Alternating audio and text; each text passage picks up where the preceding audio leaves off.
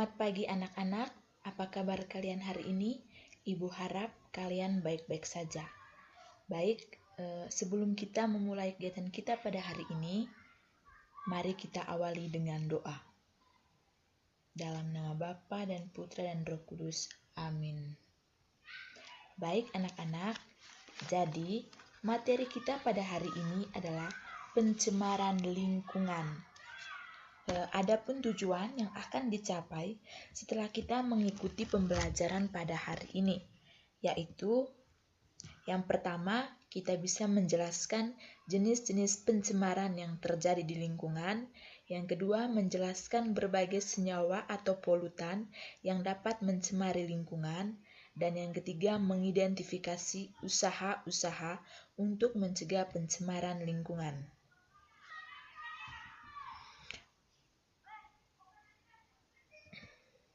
Baik anak-anak, dalam materi kali ini kita bagi dalam 3 submateri, yaitu yang pertama kita bahas mengenai pengertian pencemaran lingkungan, yang kedua jenis-jenis pencemaran dan dampaknya, yang ketiga usaha-usaha untuk mencegah pencemaran lingkungan. Yang pertama kita lihat pengertian pencemaran lingkungan. Pencemaran lingkungan atau polusi adalah peristiwa masuknya atau dimasukkannya zat, unsur, energi, dan komponen yang bersifat merugikan ke lingkungan atau berubahnya tatanan lingkungan sebagai akibat perbuatan manusia atau alam, sehingga kualitas lingkungan menjadi menurun. Yang berikut kita lihat jenis-jenis pencemaran dan dampaknya. Yang pertama kita lihat pencemaran air. Anak-anak, pencemaran air ini terjadi akibat masuknya atau dimasukkannya bahan pencemar yang berasal dari kegiatan manusia atau proses alam. Bahan pencemaran tersebut dapat berupa makhluk hidup, zat, dan energi. Baik, adapun dampak dari pencemaran air, yang pertama kita lihat yaitu limbah industri. Anak-anak, limbah industri ini mengandung bahan kimia berbahaya. Bahan kimia berbahaya yang terdapat dalam limbah industri antara lain logam berat, yaitu kadmium, merkuri, timbal, dan seng, arsenat, krom, timah, benzen, dan karbon tetraklorida. Dampak pencemaran air yang kedua yaitu limbah rumah tangga. Limbah rumah tangga ini merupakan limbah yang berasal dari kegiatan rumah tangga. Dalam limbah rumah tangga ini terdapat berbagai bahan organik, misalnya sisa sayur, ikan, nasi, minyak, lemak, dan air buangan manusia yang terbawa air got atau parit, kemudian ikut aliran sungai. Ada pula sampah organik seperti plastik, aluminium, dan botol yang hanyut terbawa arus air. Yang ketiga, kita lihat dampak pencemaran air yang ketiga itu limbah pertanian. Limbah pertanian ini merupakan limbah yang berasal dari bahan-bahan dalam kegiatan pertanian, misalnya pupuk dan pestisida. Jadi anak-anak, penggunaan pupuk buatan dan pestisida yang terus-menerus atau berlebihan dapat mengakibatkan kematian bagi organisme lain yang bukan menjadi sasarannya. Yang berikut kita lihat jenis pencemaran yang kedua yaitu pencemaran udara.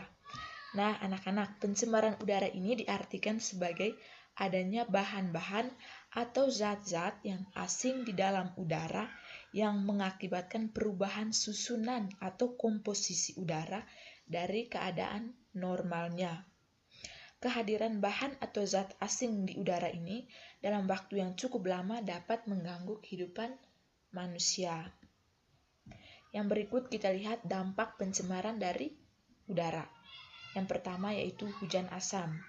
Nah, anak-anak, hujan asam ini dapat merugikan bagi kehidupan makhluk hidup, yaitu yang pertama dapat mempengaruhi kualitas air permukaan sehingga berbahaya bagi makhluk hidup yang hidup di dalamnya.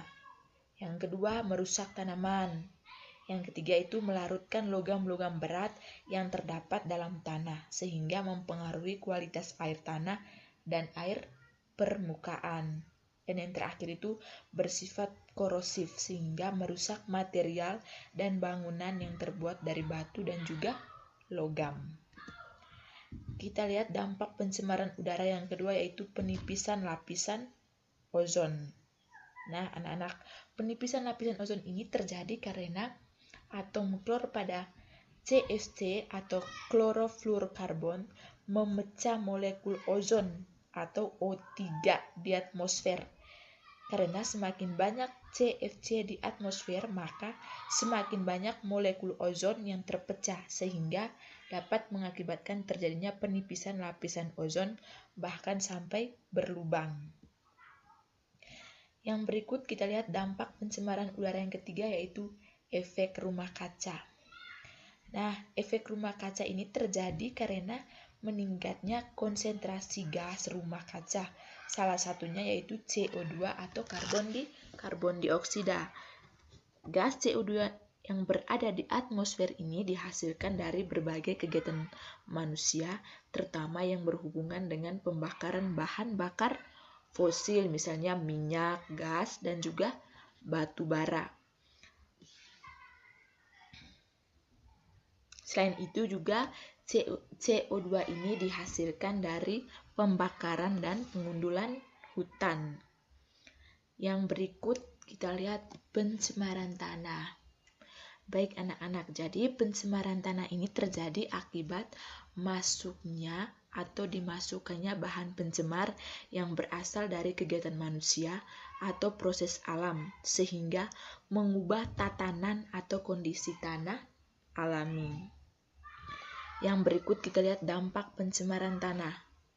Yang pertama itu limbah domestik. Nah, anak-anak, limbah domestik ini berasal dari kegiatan rumah tangga, rumah makan, dan juga perkantoran. Di dalam limbah domestik ini dapat berupa limbah padat dan juga limbah cair, di mana limbah padat itu berupa senyawa anorganik yang tidak dapat diuraikan oleh mikroorganisme tanah. Contohnya seperti plastik, serat, keramik, kaleng atau botol minuman, dan bekas bahan bangunan yang menyebabkan tanah menjadi tidak subur atau kurang subur. Sedangkan limbah cair yaitu dapat berupa tinja atau feses, deterjen, cat, dan oli kendaraan. Yang berikut kita lihat dampak pencemaran tanah yang kedua yaitu limbah industri. Nah, limbah industri ini berasal dari sisa-sisa kegiatan industri. Limbah industri ini juga dibedakan menjadi dua macam, yaitu limbah padat dan juga limbah cair. Limbah padat ini berupa hasil buangan industri berupa padatan, lumpur atau bubur yang berasal dari proses pengolahan suatu produk. Contohnya sisa pengolahan pabrik gula, kertas, rayon, serta pengawetan buah, ikan, dan juga daging. Sedangkan limbah cair dapat berupa sisa hasil pengolahan industri pelapisan logam dan industri kimia. Contohnya sisa pengolahan tembaga, timbal, perak, krom, arsen, dan baron yang dapat mencemari tanah. Yang berikut kita lihat dampak pencemaran tanah yang ketiga yaitu limbah pertanian. Nah, anak-anak, limbah pertanian ini berasal dari pemakaian pupuk dan pestisida pemberantas hama. Jadi, penggunaan pupuk yang terlalu banyak atau melebihi batas dapat merusak struktur tanah, di mana kesuburan tanah menjadi berkurang dan tidak dapat ditanami dengan jenis tanaman tertentu karena zat hara tanah semakin berkurang. Penggunaan pestisida juga bukan saja mematikan hama tetapi juga mikroorganisme yang dibutuhkan di dalam tanah atau yang berguna bagi tanah. Nah, yang berikut kita lihat usaha-usaha untuk mencegah pencemaran dari lingkungan yang sudah kita bahas bersama tadi. Yang pertama yaitu usaha pencegahan pencemaran air. Yang pertama yaitu mengolah limbah industri dengan membuat instalasi pengolahan limbah atau instalasi pengolahan air limbah. Yang kedua, kita membuat tangki resapan untuk menampung dan mengolah limbah rumah tangga atau hasil limbah yang berasal dari rumah tangga. Yang ketiga, memilih sampo, sabun mandi atau deterjen yang kandungan bahan aktifnya mudah diuraikan. Yang berikut kita lihat usaha pencegahan pencemaran udara. Yang pertama, usaha yang dilakukan yaitu membangun stasiun pemantau kualitas udara permanen dan stasiun udara bergerak. Yang kedua, melakukan reboisasi atau penghijauan sebagai penetral pencemaran udara, di mana kita melakukan atau menanam pohon-pohon pada tanah yang gundul. Yang ketiga, memperkecil kandungan PB atau timbal dalam bensin dan menekan rasio laju pertambahan kendaraan bermotor dengan bahan bakar bensin atau solar. Yang keempat, menggalangkan penanaman pohon angsana untuk mengurangi pencemaran udara. Dan yang kelima, memotivasi masyarakat untuk berperan aktif dalam melakukan penghijauan. Yang berikut kita lihat usaha pencegahan pencemaran tanah. Nah, yang pertama yaitu mengurangi bahan pencemar dari sumbernya untuk mencegah dampak lingkungan yang lebih berat. Misalnya dengan menerapkan prinsip 4R, yaitu reduce mengurangi pemakaian, reuse memakai ulang, recycle mendaur ulang, dan replace yaitu mengganti. Yang kedua, mengurangi jumlah limbah yang dihasilkan oleh industri, terutama yang mengandung zat-zat kimia. Yang ketiga, melakukan bioremediasi, yaitu proses pembersihan pencemaran tanah menggunakan mikroorganisme, yaitu bakteri dan jamur. Baik anak-anak, mungkin itu saja materi yang dapat Ibu sampaikan pada pertemuan kali ini. Ibu harap kalian dapat mempelajari kembali materi-materi yang sudah kita bahas bersama pada hari ini. Semoga dapat bermanfaat bagi kalian. Sekian dan terima kasih.